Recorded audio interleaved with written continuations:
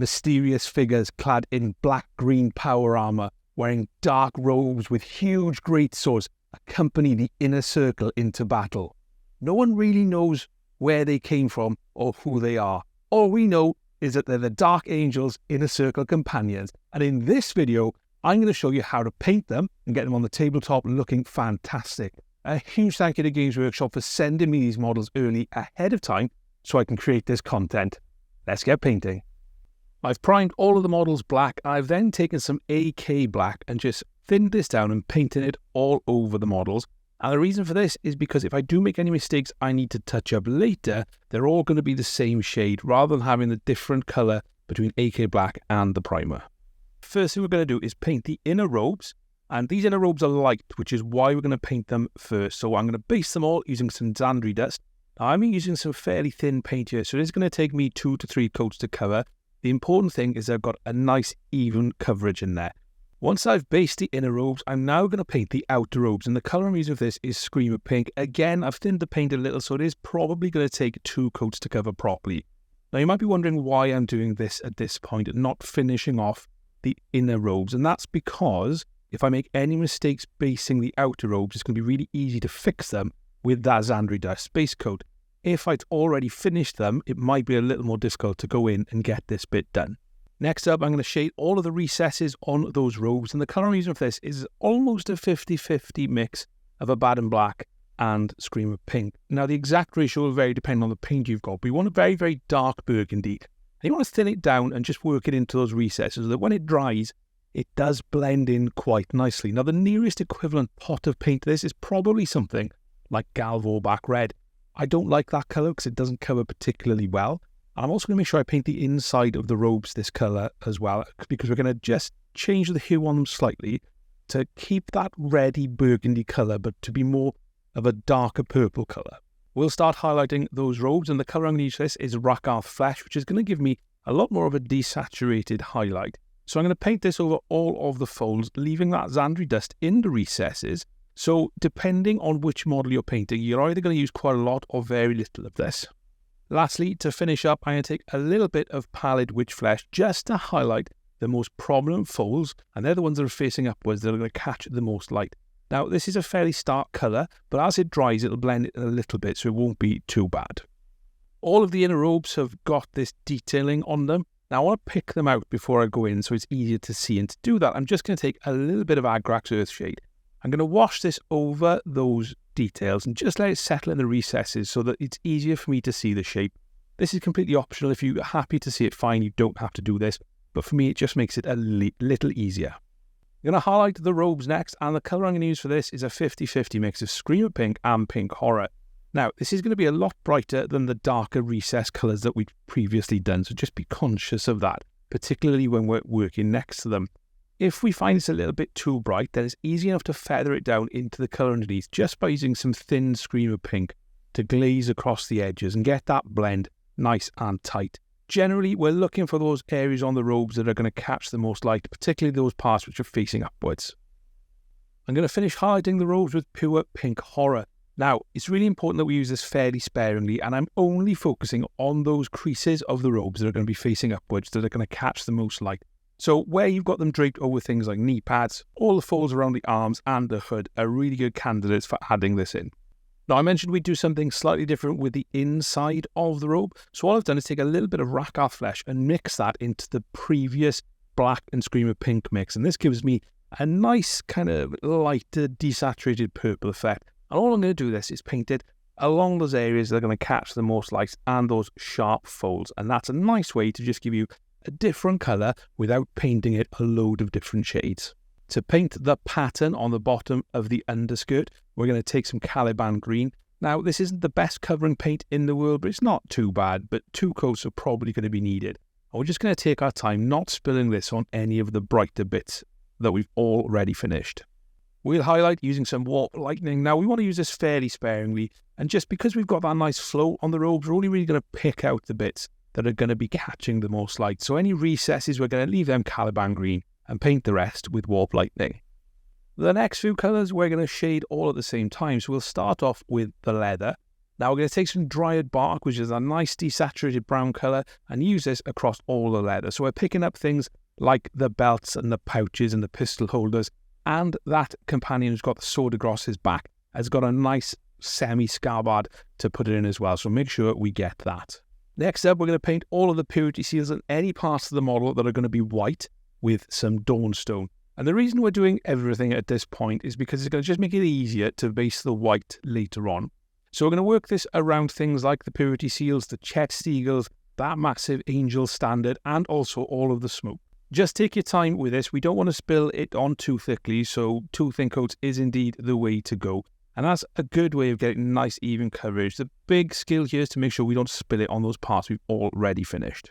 We'll then base all of the silver areas. Now, you can use whatever silver you've got for this. I'm going to use dark aluminium from Vallejo, but you can absolutely use something like lead belcher, or you can use Surcoat silver from the 2 thin coats range, whichever you prefer. All I'm going to do is just take my time and make sure I don't spill this onto bits I've already finished. And where I've got all the studding across the armour, I'm going to take my time here as well, particularly around those leather areas. It's now time to wash all of those areas apart from the bits that are going to be white, so purity seals, leather, and also the silver metallics. The colour I'm going to use for this is Nuln Oil, which is a nice dark wash. You can use whatever black wash that you've got, but this is what I'm going to use at this time. The important thing with this is not to put it on too thickly, and particularly when you come to things like the sword blades.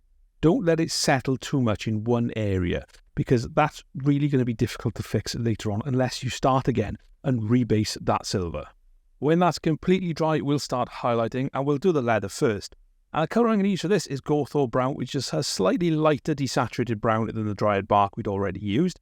And all we're going to do is drag this along the shape of the model to get some nice crisp lines.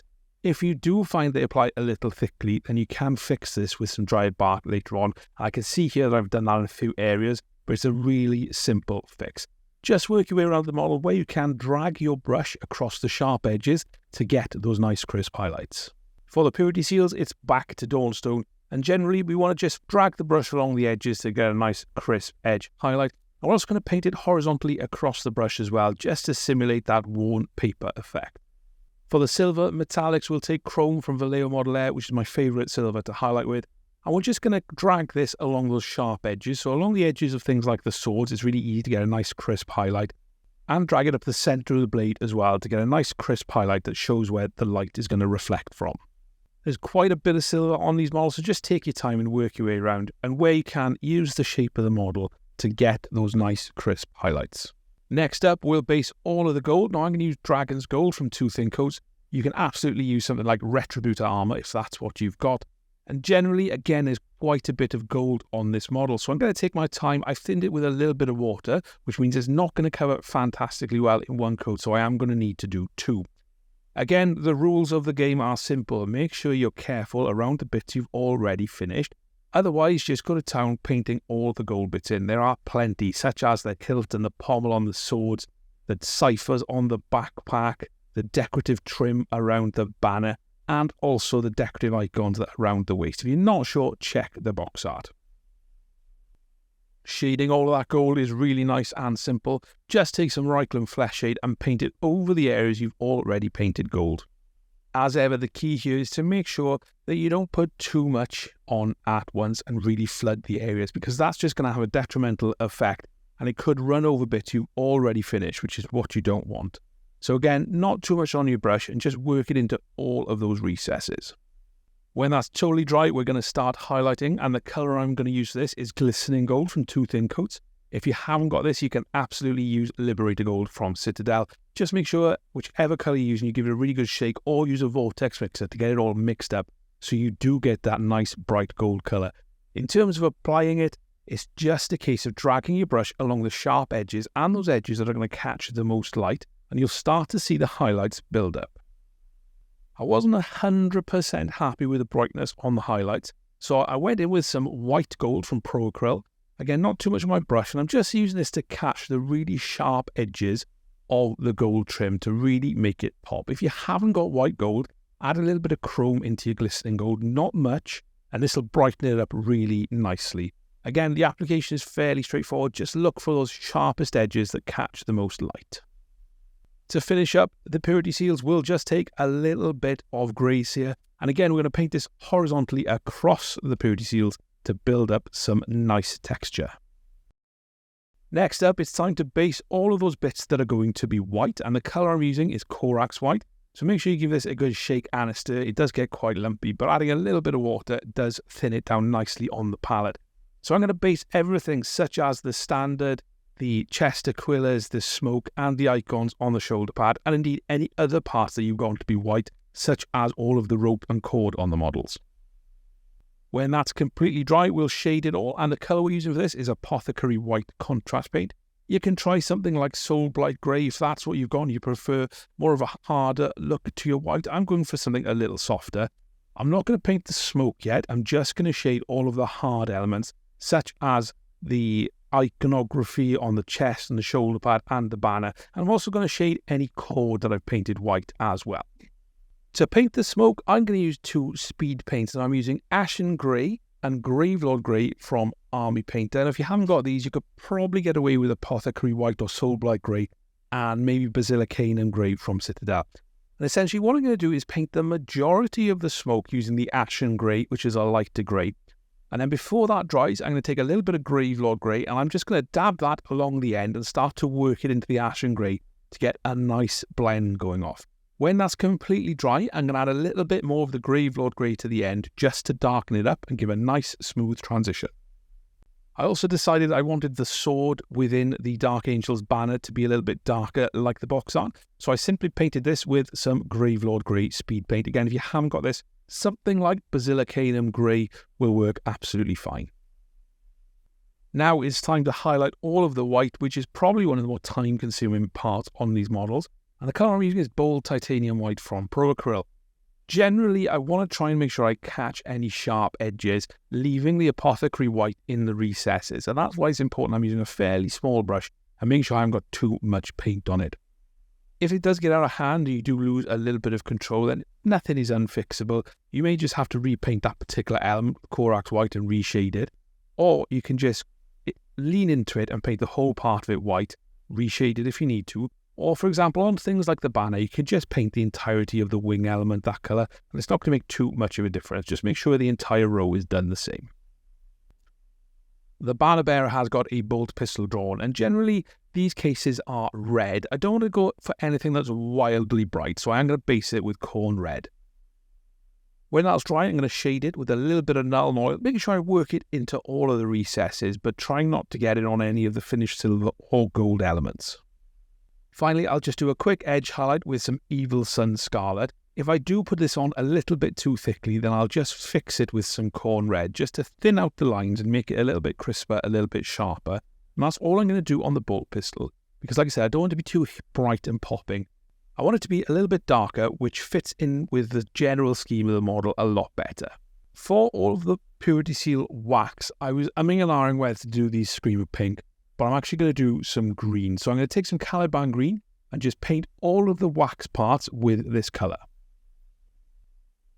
To highlight all of the wax elements, I'm going to take some Warp Lightning. And again, all I'm looking to do is drag this across the most raised parts, leaving the Caliban Green in the recesses and just helping them pop a little bit with the Warp Lightning. Next up, we'll do the power nodes on the swords. And to shade the blade, the first thing we'll do is take some very thin Stegadon scale green paint. I'm going to paint this probably from about halfway up the blade down towards the hilt.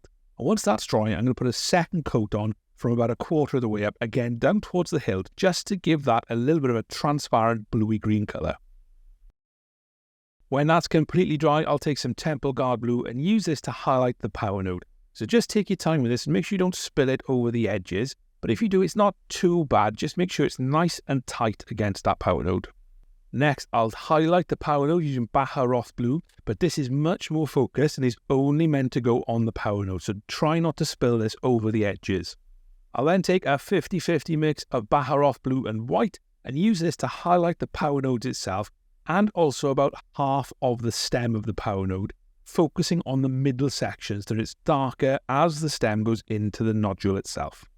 The last thing we have to do is the armour. Now, I've made plenty of mistakes on this model, so I've gone back in and just used some black paint to touch up any errors that I've made.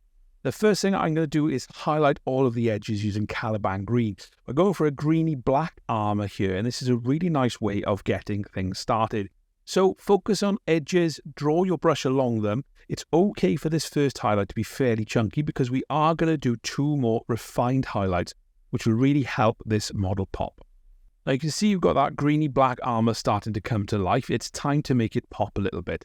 The next thing we're going to do is take some Sunz of Horus green, and we're going to do exactly the same thing with this colour as we did previously. We just want to make sure that we're going to highlight inside the Caliban green from the previous step.